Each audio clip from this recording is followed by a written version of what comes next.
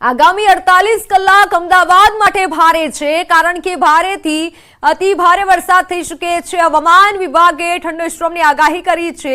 ખાસ કરી અમદાવાદ અને ગાંધીનગર સાવધાની રાખજો। वेरी हैवी रेनफॉल का वार्निंग दिया गया है अगले 48 आवर के लिए, और इसमें लाइट टू मॉडरेट रेनफॉल होने का भी थंडरस्टॉर्म का चेतावनी भी है।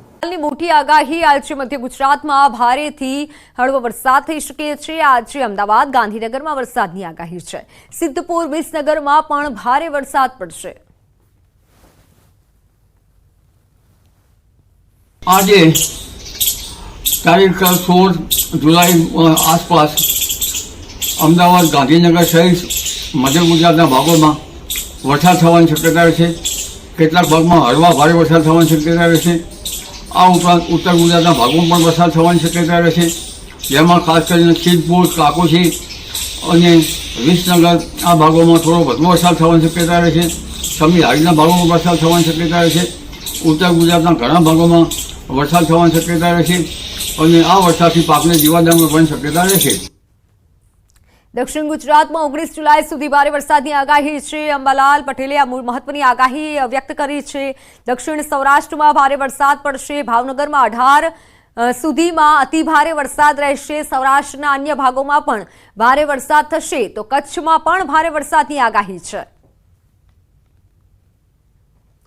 दक्षिण गुजरात भागों में तो तारीख 19 सुधी में भारे वरसाद थवानी शक्यता रहे, परंतु दक्षिण सौराष्ट्रना भागों में पर भारे वरसाद थवानी शक्यता रहे। भावनगरना भागों में तारीख 18 सुधी में अति भारे वरसाद थवानी शक्यता रहे। कोई भाग में थर्डिंग कंडीशन पर आई सके। जामनगरना भागों में पण भारेथी अति भारे वरसाद थवानी शक्यता रहे। कोई भाग में सामान्य हळवुं पूरनी स्थिति पण रही सके। कच्छना भागों में भारे वरसाद थवानी शक्यता रहे। 19 जुलाई पछी वरसादनुं जोर घटशे। 22 जुलाई बाद फरी भारे वरसाद पड़शे। आ सिस्टम लगभग 19 तारीख पछी वरसादनुं जोर एकदम घटी जशे। दक्षिण गुजरातना भागमां तो वरसाद रहेशे, परंतु त्यार पछी आ ચોમાસું મોન્सून घड़ी जशे, उत्तर पश्चिम भागों में जशे अने तारीख 20-21 जुलाई आसपास बंगाल उपसागर में बीजी सिस्टम है, जेना कारणे तारीख 22 आसपास ચોમાસાની घड़ी पुनः मध्य प्रदेश थई अने लगभग ओडिशा, छत्तीसगढ़, ओडिशा में थी बंगाल उपसागर सुधी जती रहे, जेना कारणे गुजरात में तारीख 22 થી 24 तारीख में पुनः भारे वरसाद थवानी शक्यता रहे। सांजे 4 वाग्या सुधी 4 जिल्ला खूब ज सावधानी राखजो। सांजे 4 वाग्या सुधी 4 जिल्लामां वरसाद अंगे रेड एलर्ट अपायुं छे। द्वारका, पोरबंदर, जूनागढ़, गीर सोमनाथ में रेड एलर्ट आपवामां आव्युं छे। तेज पवन साथे भारेथी अति भारे वरसाद थई शके छे। हवामान विभागनी वरसाद अंगे आगाही छे। सांजे 4 वाग्या सुधी 20 जिल्लामां ऑरेंज एलर्ट छे, तो 9 जिल्लामां येलो एलर्टनी आगाही करवामां आवी छे। द्वारका, पोरबंदरमां वरसाद थई शके छे। हवामान विभागनी वरसाद अंगेनी आ मोटी आगाही, जेमां रेड एलर्ट आपवामां आव्युं छे। 4 वाग्या सुधी 4 जिल्ला के ज्यां खूब सावधानी राखवानी छे, कारण के अति भारे वरसादनी हवामान विभाग तरफथी आगाही करवामां आवी छे। 20 जिल्लामां ऑरेंज एलर्ट आपवामां आव्युं छे ने 9 जिल्लामां येलो एलर्ट आपवामां आव्युं छे। हवामान विभागे वरसाद अंगे 4 वाग्या सुधीनी आ महत्वनी आगाही करी छे।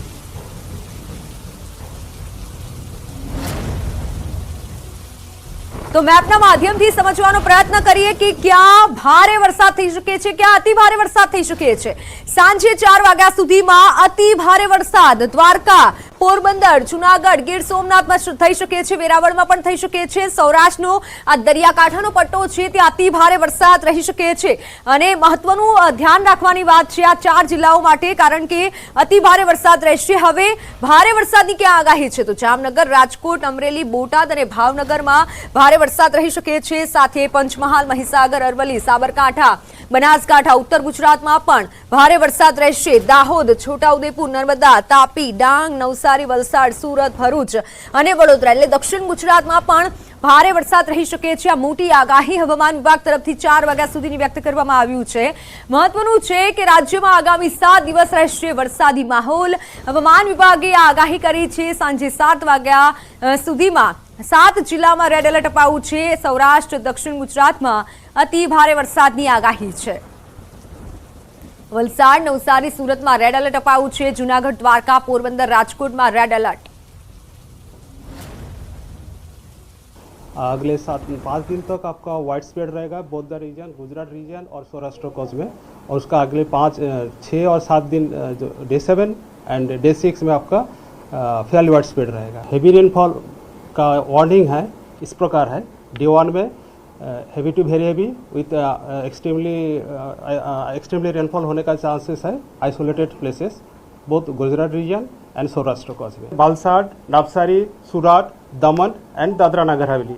और जो सौराष्ट्र कोस्ट में है वो जूनागढ़, पोरबंदर, द्वारका एंड राजकोट में एक्सट्रीमली हेवी रेनफॉल होने का चेतावनी दिया गया है रेड अलर्ट में. તો આજે 14 જિલ્લામાં ઓરેન્જ એલર્ટ અપાયું છે. હવામાન વિભાગની 14 જિલ્લામાં ભારેથી અતિ ભારે વરસાદની આગાહી છે. ડાંગ, તાપી, નર્મદા, ભરૂચમાં વરસાદનું ઓરેન્જ એલર્ટ. છોટાઉદેપુર, પંચમહાલ, જામનગર, દાહોદમાં ઓરેન્જ એલર્ટ અપાયું છે. ऑरेंज अलर्ट जो है गुजरात रीजन में डांग, तापी, नर्मदा, बहारूच, छोटाउदेपुर, दाहोद, पंचमहाल. और जो सौराष्ट्र कच्छ में है गिर सोमनाथ, दीव, अमरेली, इसका बोटाड, सुरेंद्रनगर, मोरबी, जूनागढ़ एंड भावनगर, इसमें आपका ऑरेंज अलर्ट दिया गया है. આરોગ્ય મંત્રી ઋષિકેશ પટેલે ચાંદીપુરા વાયરસથી ગભરાવું નહીં પરંતુ સાવચેતી રાખવાની સલાહ આપી છે. આરોગ્ય મંત્રીએ જણાવ્યું છે કે ચાંદીપુરા કોઈ નવો રોગ નથી. સામાન્યપણે વરસાદી ઋતુમાં ખાસ કરીને ગ્રામીણ વિસ્તારમાં જોવા મળે છે આ રોગ. ચાંદીપુરાના લક્ષણો બાળકોમાં જોવા મળે ત્યારે તાત્કાલિક તબીબી સલાહ લેવા પણ અનુરોધ કર્યો છે. વાયરસને ફેલાતો અટકાવવા અને નિયંત્રણ મેળવવા અસરગ્રસ્ત વિસ્તારોમાં સઘન સર્વેલન્સ કરાઈ રહ્યું છે. અત્યાર સુધીમાં કુલ 4,447 ઘરોમાં 18,000થી વધુ લોકોનું સ્ક્રીનિંગ કરાયું છે. તો સ્ટેન્ડ ફ્લાય કંટ્રોલ માટે પણ કુલ 2,093 ઘરોમાં જંતુનાશક દવાઓનો છંટકાવ કરાયો છે. રાજ્યનું આરોગ્ય વિભાગ અગમચેતીના ભાગરૂપે આ રોગનો ફેલાવો અટકાવવા માટે રાઉન્ડ ધ ક્લોક કામ કરી રહ્યું છે. हमने यहाँ पर हमारे ज़िले में 50 टीमें बनाई है. 25 टीमें अभी भिलोड़ा और 25 टीमें मेघरज में कार्यरत है. यह सभी टीमें 5% मैलोथियन पाउडर का डस्टिंग का आयोजन करके सभी कच्चे मकान जो हैं वहाँ के कच्चे मकानों में डस्टिंग का कार्यक्रम चल रहा है.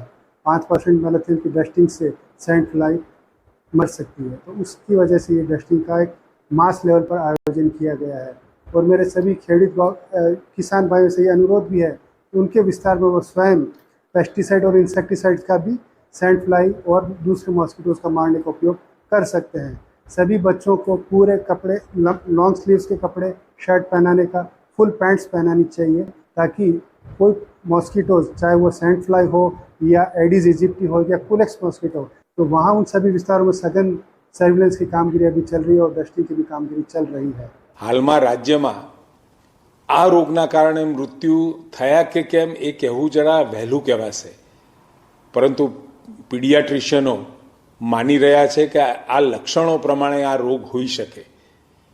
આ વાયરસની ચકાસણી માટે આપણે નમૂનાઓને પૂના ખાતે મોકલ્યા છે. એનું પરિણામ આવેથી આપણને ખબર પડશે કે આ જે રોગ છે ચાંદીપુરમ છે કે બીજું. અત્યાર સુધીમાં 400થી વધુ ઘરોમાં અને 19,000 જેટલા લોકોનું આપણે સ્ક્રીનિંગ પર કરી ચૂક્યા છીએ.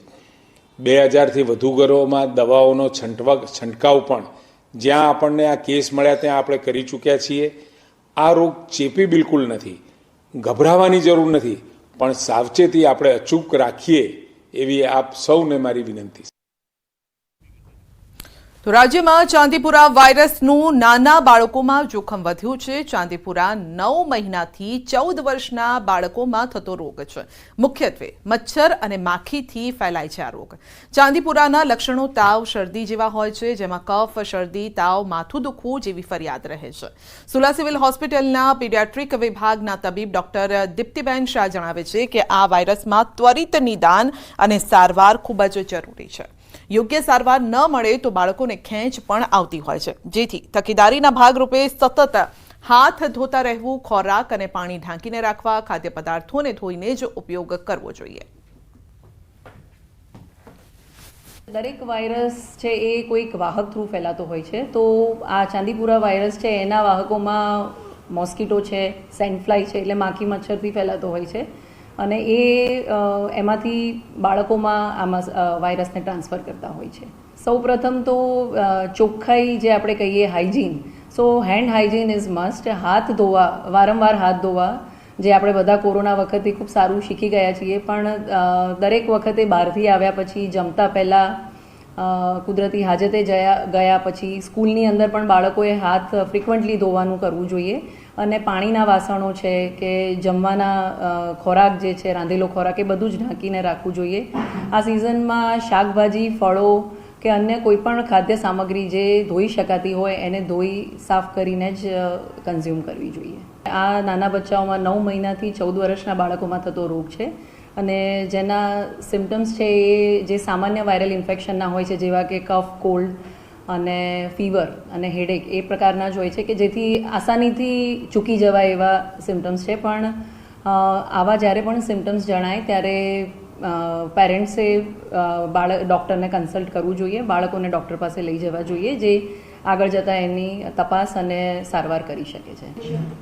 એના લક્ષણોમાં શરદી, ખાંસી, ઇન્ફ્લુએન્ઝા લાઇક ઇલનેસ, એટલે જે આપણને મોટાભાગના શરદી અને ફ્લૂના ઇન્ફેક્શનથી જે થતું હોય છે એ પ્રકારનું હોય છે. પરંતુ આ બાળકોમાં ઘણીવાર પુષ્કળ પ્રમાણમાં હેડેક જોવા મળતો હોય છે કે સિવિયર, જે નાના બાળકોને માથાનો દુખાવો ન જોવા મળતો હોય, પરંતુ આ રોગમાં વધારે જોવા મળતો હોય છે. અને આગળ જતાં જો સારવાર ન થાય તો બાળકને ખેંચ પણ આવી શકે છે હોસ્પિટલ સુધી પહોંચતા પહેલાં.